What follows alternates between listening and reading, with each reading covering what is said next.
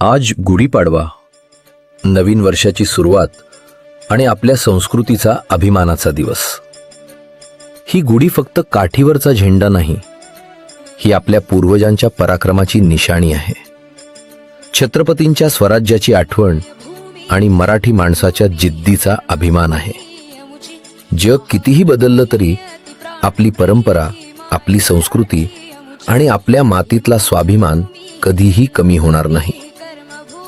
माझ्याकडून तुम्हाला आणि तुमच्या परिवाराला गुढीपाडव्याच्या आणि मराठी नवीन वर्षाच्या हार्दिक शुभेच्छा.